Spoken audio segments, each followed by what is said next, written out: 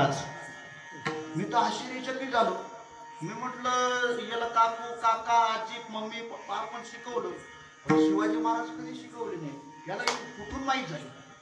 आश्चर्यचकित झालो. पण क्षणभर थांबलो, पण मला त्याचं उत्तर सापडलं. का बरं, काय उत्तर होतं त्याचं माझ्या लक्षात आलं. अरे या महाराष्ट्रामध्ये जन्माला आलेल्या पोराला, या महाराष्ट्रामध्ये जन्माला आलेल्या पोराला छत्रपती शिवाजी महाराजांची ओळख करून द्यावी लागत नाही मायबाप. या महाराष्ट्रामध्ये जन्माला आलेल्या पोराला छत्रपती शिवाजी महाराजांची ओळख करू द्यावी लागत नाही मायबाप. ती त्याच्या रक्तात रक्तात गरज पडत नाही.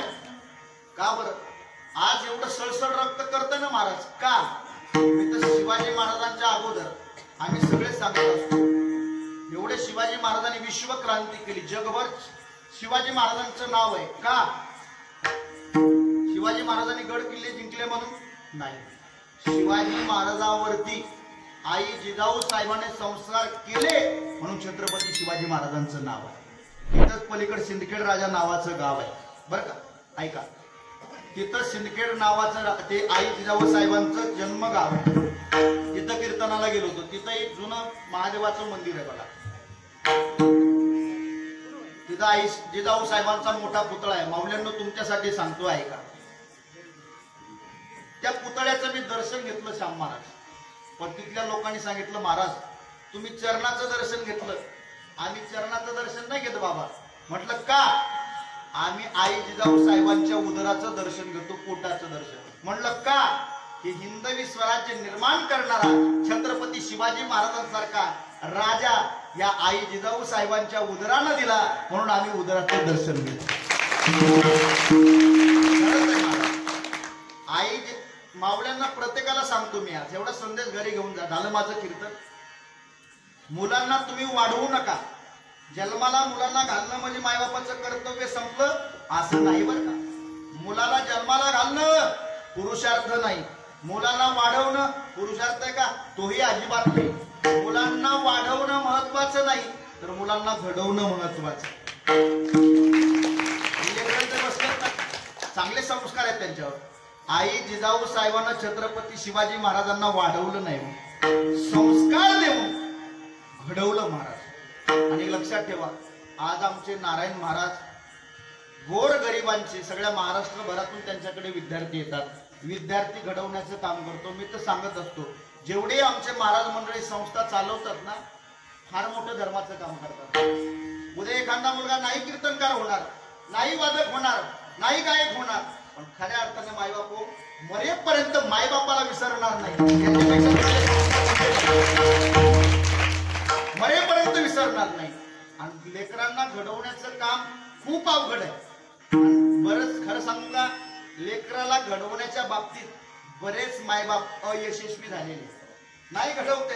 आजही मायबाप रडतात, महाराज खूप कमवलं, खूप संपत्ती कमवून ठेवली, पण पोरगा दारूला निघाला, पोरगा व्यसनी निघाला, बापाला बाप म्हणत नाही, आईला आई म्हणत नाही. काय करायचं संपत्तीला, काय करायचंय पैशाला, काय? कारण की लेकराला संस्कार देता आले नाही. सगळ्यात महत्वाचं लेकराला संस्कार दिला. आई जिजाऊ साहेबांनी छत्रपती शिवाजी महाराजांचं नाव जगभर आहे. कोणामुळं?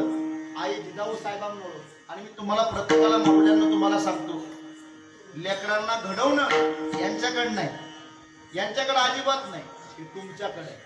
अहो हे बिचारा रात्रंदिवस कष्ट करता करता पैसा कसा कमवायचं, धंदा कसा करायचं, काम ह्याच्यामध्ये ते व्यस्त आहेत महाराज. लेकरांकडे देण्यासाठी यांच्याकडे वेळ नाही, पण तुमच्याकडे वेळ आहे. आज छत्रपती शिवाजी महाराज जे घडले ना, आई जिजाऊ साहेबांमुळे.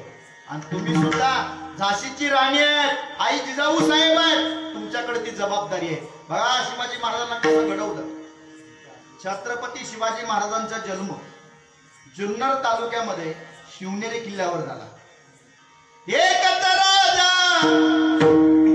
इथे जन्मला, शिवनेरी किल्ल्यावर राजा राजा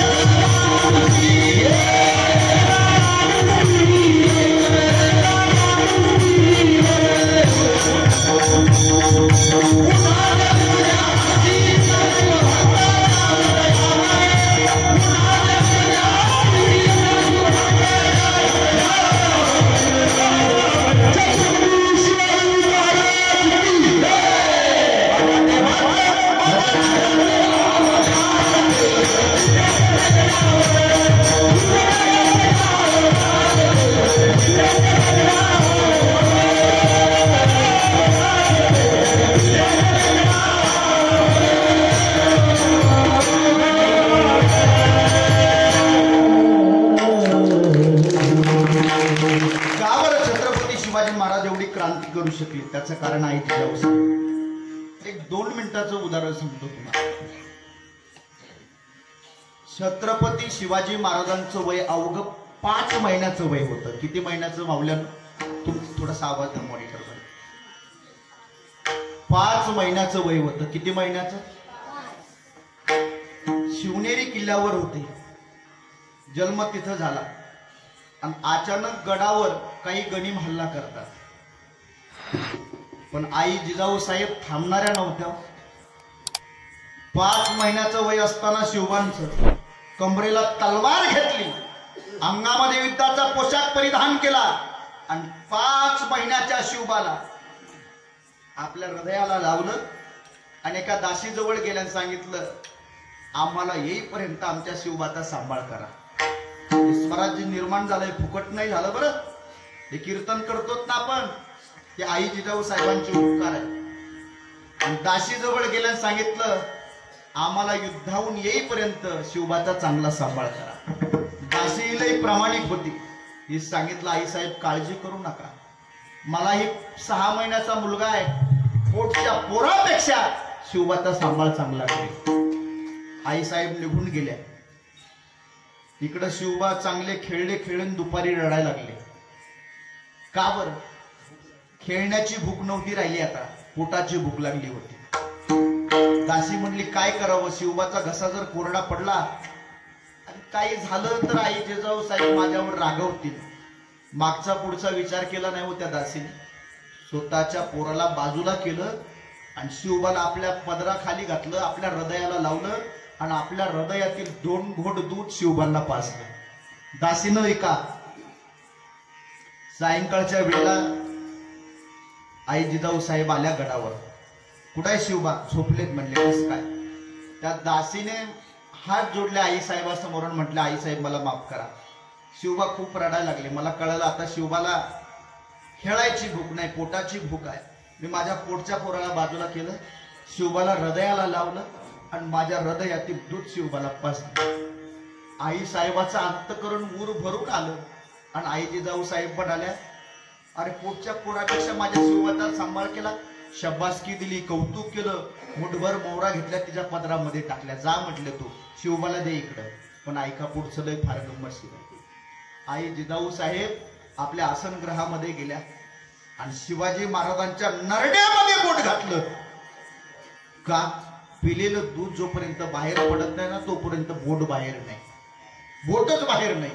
पण तेवढ्यात एका सखीने पाहिलं आणि आई जिजाऊ साहेबाला प्रश्न केला, आई साहेब, कौतुक करणाऱ्या तुम्ही का दूध बाहेर काढणाऱ्या तुम्ही, या दोघीपैकी कोण?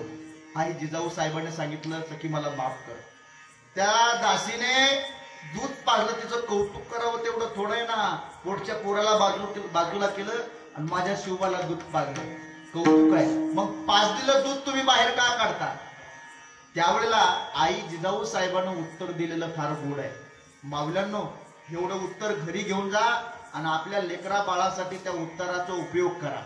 आई जिजाऊ साहेब त्या सखीला म्हटल्या, आज माझा शिवबा एका दासीचं दूध पिला आणि एका दासीचं दूध पिऊन माझा शिवबा जर उद्या मुघलांचा दास बनला, हे कदापि मला सहन होणार नाही.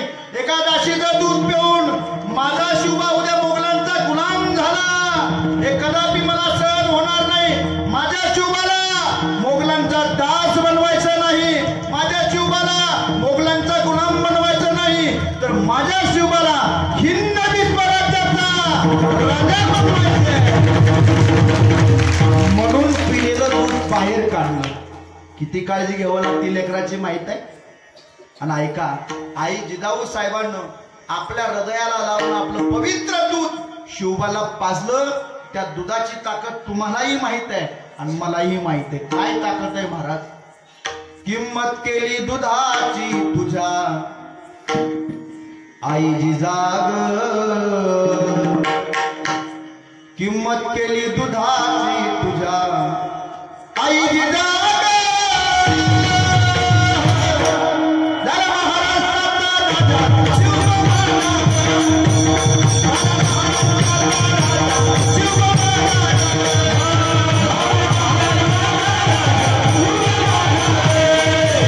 Come on.